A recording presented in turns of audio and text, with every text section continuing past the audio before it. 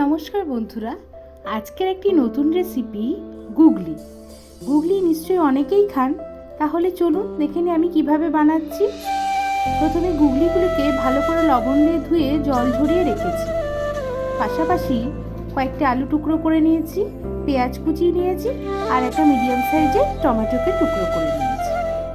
এবার কড়াই কিছুটা সর্ষের তেল বসিয়ে আমি কেটে রাখা আলুর টুকরোগুলোকে ভালো করে একটু লাল লাল করে ভেজে নেব। মোটামুটি 60-70% আমার এই ভাজাতেই আলুটি সেদ্ধ হয়ে যাবে। ঠিক এইরকমভাবেই আমি ভেজে নেব।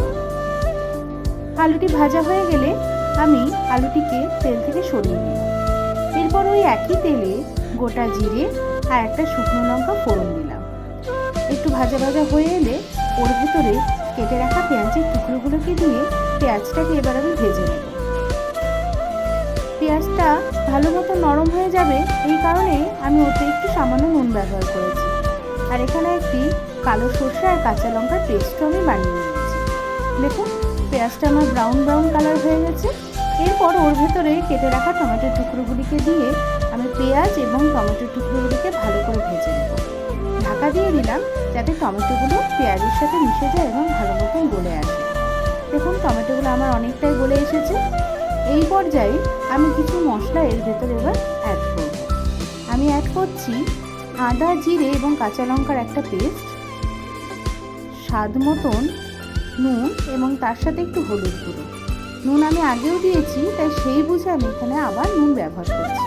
আর আমার সর্ষে বাটাতেও কিছুটা নুনের বাটা আছে, সেই পরিমাণ আমি এখানে নুন দিলাম। আর একটু জল দিয়ে মশলাটাকে এবার হালকা একটু কষিয়ে নেব। হালকা একটু কষানো হয়ে গেলে এর ভেতরে আমি দিয়ে দিচ্ছি 1 চামচ চিনি। রান্নাতে চিনি ব্যবহারে স্বাদটা আরও অতুলনীয় লাগে। এরপরে দেখুন মশলাটা আমার বেশ ভালো মতন কষা হয়ে গিয়ে তেল ছাড়ছে। এখন আমি গুগলিগুলো অ্যাড করে দিয়ে একটু ভালো করে মশলার সাথে মিশিয়ে নিলাম। আর যে ভেজে রেখেছিলাম আলুগুলি, ওইগুলোও আমি গুগলি এবং মশলার সাথে দিয়ে একটু কষিয়ে নেব। একটু কষানো হয়ে গেলেই আমি এটাকে একটু ঢাকা দিয়ে আরেকটু কষার জন্য ছেড়ে দেব। কিছুক্ষণ পর আমার দেখুন গুগলি এবং আলুটা বেশ ভালো মতন কষা হয়ে গেছে। এরপর এই পর্যায়ে আমি হালকা একটু গরম জল অ্যাড করছি। রান্নাটা কিন্তু প্রচুর পরিমাণে ঝোল হবে না, একটু মাখা মাখাই হবে, তাই সেই বুঝে আমি খুব সামান্য জলই এখানে ব্যবহার করছি।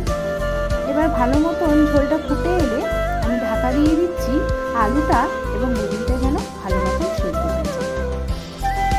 মোটামুটি মিনিট 6-7 পর দেখুন আমার আলুটা আর গুগলিটা প্রায় ভালো মতনই সেদ্ধ হয়ে গেছে। এবার আমি ওর ভেতরে যে কালো সর্ষে এবং কাঁচা লঙ্কা পেস্টটা আমি বানিয়ে রেখেছিলাম সেটা আমি দিয়ে দিলাম। এই সর্ষে বাটাটা দিয়ে আমি খুব বেশিক্ষণ এটা নিয়ে রান্না করব না, মোটামুটি 3-4 মিনিট মতন আমি এটাকে রান্না করে নেব। তো মোটামুটি সর্ষে বাটা দিয়ে 3-4 মিনিট হয়ে গেলে আমি ওর ভেতরে কিছুটা কাঁচা লঙ্কা ফেলে দিচ্ছি আর দিচ্ছি ধনে পাতা। আপনাদের কাছে যদি ধনে পাতা থাকে দেবেন, আর নইলে এই যে এই ধনে পাতাটা দেখুন, এটা একটু অন্য ধরনের ধনে পাতা, এটার সেন্টটাও কিন্তু খুব অতুলনীয়। এবার ভালো মতন এটাকে মিশিয়ে নিয়ে এবার গরম গরম সার্ভ করুন ভাতের সাথে। ব্যাস হয়ে গেল গুগলি। গুগলি খুব উপকারী একটি জিনিস, খেলে অবশ্যই চোখের জ্যোতি বাঁধে এবং ভালো হয়। ভিডিওটি ভালো লেগে লাগলে অবশ্যই একটা লাইক এবং সাবস্ক্রাইব